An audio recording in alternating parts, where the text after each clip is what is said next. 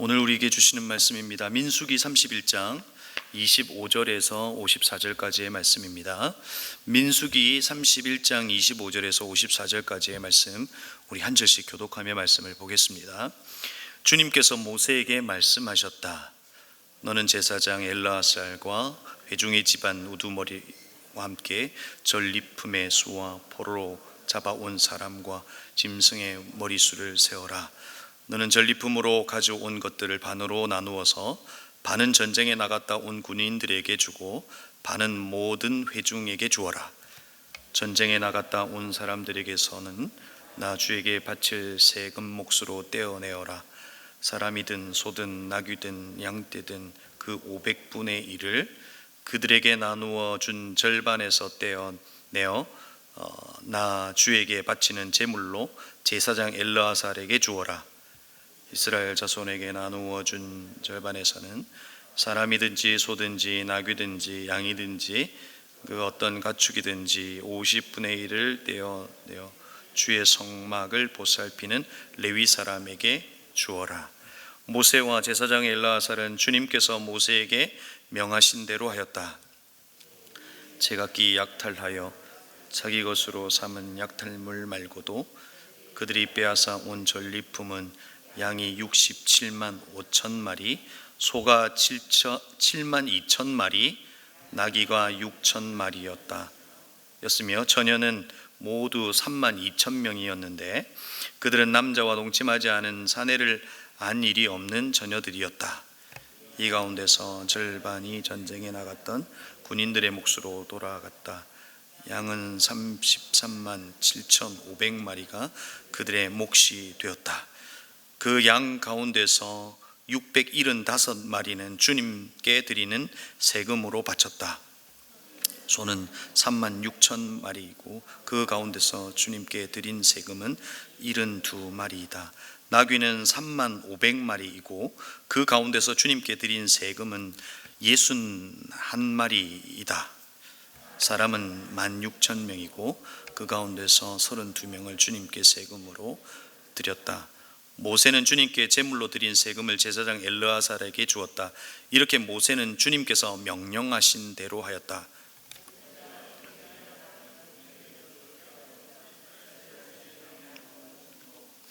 곧 회중이 얻은 절반은 다음과 같다. 양이 33만 7,500마리, 소가 3만 6천 마리, 나귀는 3만 500마리이고 모세는 이스라엘 자손이 받은 절반에서 사람과 짐승을 50분의 1씩 떼어 주님의 성막을 보살피는 레위 사람에게 주었다. 이렇게 모세는 주님께서 명하신 대로 하였다.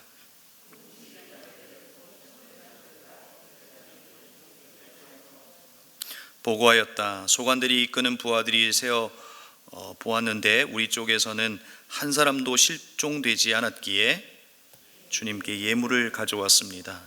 주님 앞에서 우리 자신의 죄를 벗고자 하여 금으로 만든 것들, 곧 발목걸이, 팔찌, 인장, 가락지, 귀고리, 목걸이를 우리가 저마다 얻은 대로 이렇게 가져왔습니다.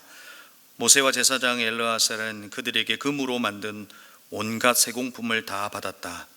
전부자들과 백부장들이 주님께 예물로 드린 금은 모두 16,750세겔이나 되었다. 군인들은 저마다 사사로이 약탈한 전리품들도 가지고 있었다. 모세와 제사장 엘르아살은 천부장들과 백부장들에게서 금을 받아서 회막으로 가져가서 주님 앞에 놓고 이스라엘 자손을 위한 기념물로 삼았다.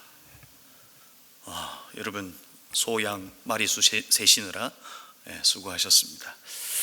여러분, 인류는 단 한 번도 전쟁이 멈춘 적이 없습니다. 지금도 러시아와 우크라이나가 전쟁을 치르고 있습니다. 지구 곳곳은 크고 작은 전쟁이 있습니다. 근데 여러분, 대부분의 전쟁은 무엇으로부터 출발할까요? 인간의 욕망이라고 생각합니다. 땅을 차지하려고 하는 욕망, 자신의 힘을 과시하려고 하는 야망으로부터 시작되는 것이 대부분의 전쟁일 겁니다. 또한 우리의 기억 속에 있는 이 큰 현대 전쟁을 대전이라고 부르고 예전에 있었던 전쟁을 대첩이라고 부릅니다. 전쟁은 우리에게 무엇을 주었을까 하는 생각을 이스라엘이 치르고 있는 이 전쟁을 통해서도 한번 생각해 봅니다. 한 학자는 전쟁을 통해서 인간 안에 있는 야수성을 접할 수 있었다라고 이야기합니다. 또한 전쟁을 통해서 다른 한쪽을 이끌면서 발전해가는, 그러니까 전쟁을 통해서 많은 이들이 희생하고 있는 반면에 또 다른 부분에서는 발전하고 있는 이면을 보고 있다 하는 이야기도 하게 됩니다. 전쟁을 통해서 우리는 다양한 모습들을 볼 수 있다는 것입니다. 오늘 우리는 민수기를 통해 미디안 전쟁과 전쟁 이후의 전리품을 분배를 보고 있습니다. 민수기에 나타난 미디안 전쟁은 모세의 마지막 미션이었고 대첩이라고 불릴 만큼 큰 승리가 있었던 전쟁입니다. 그리고 오늘 성경에서 보면 엄청난 양의 전리품이 있는 것을 보게 됩니다. 그러니까 오늘날의 전쟁에서도 전리품에 대한 규정이 있습니다. 국제법상에도 이 전리품에 대한 규정이 있는데 전시국제법에 분명하게 명시가 되어 있습니다. 전투의 결과로 이 압수 또는 억류와 또 동시에 교전국의 소유권 취득의 효과가 발생하는 물품을 전리품으로 정의 내리고 있고, 또 전쟁 가운데 전리품이 될 수 있는 것은 사유재산이 아니라 이 국유재산이어야 한다 하는 것으로 분명하게 이렇게 명시되어 있습니다. 근데 오늘의 성경의 이 전리품을 보면서 당연히 오늘의 기준으로 보면 안 됩니다. 당시의 문화 속에서 보아야 하고, 또 그리고 놓치지 말아야 할 것은 오늘 이 전쟁의 전리품을 보고 있으면서도, 분배를 보고 있으면서도 왜 이 전쟁을 명령하셨는가라고 하는 것을 잊지 않아야 합니다.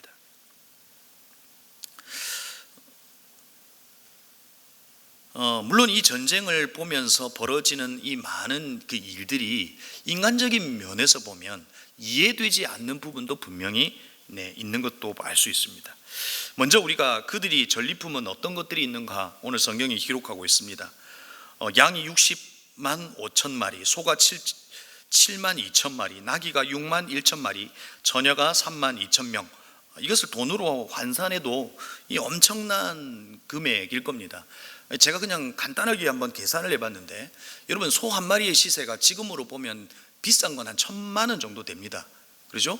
그냥 500만 원만 잡아도 이 7만 마리 정도를 계산하면 약 3,500억 정도 됩니다. 그러니까 이 전리품의 액수는 아마 조 단위가 넘는 엄청난 양의 전리품을 그들이 얻게 된 겁니다. 또 50절 이하의 말씀을 보면 그들이 전쟁에 대한 이 죄책감 같은 것들이 있었던 것 같습니다. 그래서 그들이 금으로 만든 것을 가져와 제사장에게 드리는 것을 볼 수 있습니다.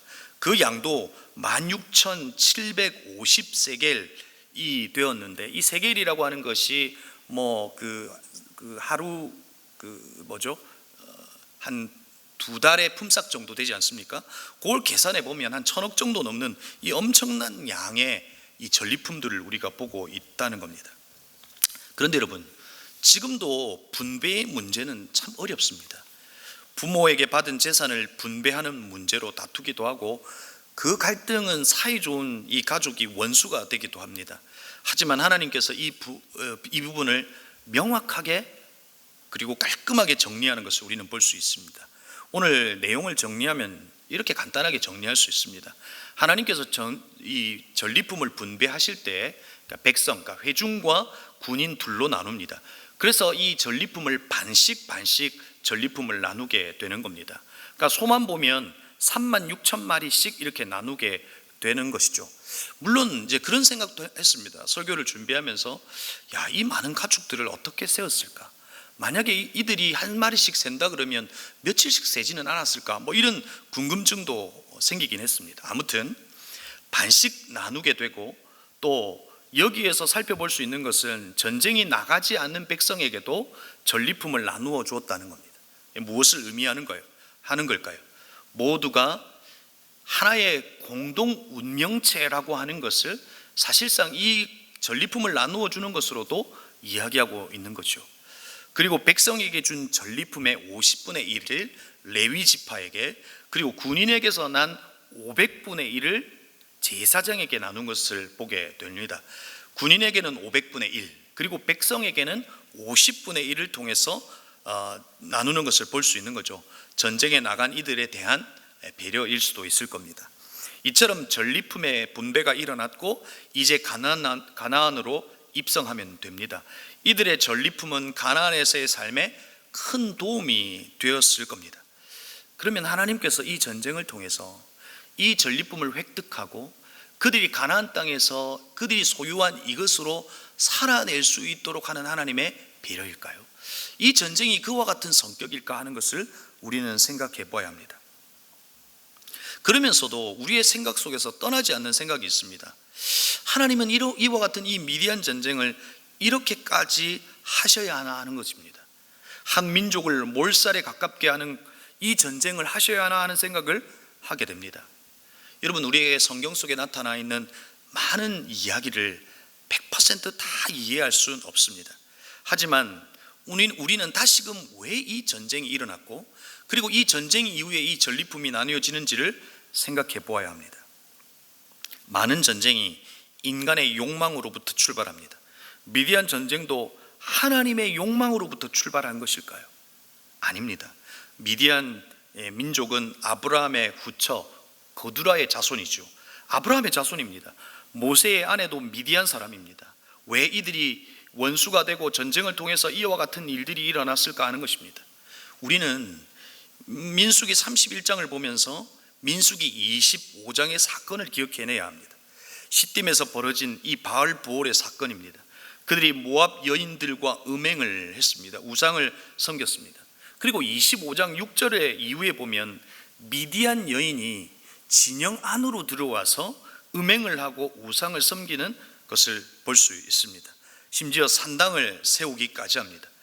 모압의 음행은 진영 밖에서의 음행이었고 미디안의 음행은 진영 안에서의 음행이었습니다. 그러니까 선을 넘어버린 것입니다. 여기에서 비느하스가 등장하게 되고 이스라엘 백성들은 중에 24,000명이 죽게 됩니다. 광야 여정 가운데 가장 많은 수가 죽게 된 사건이죠.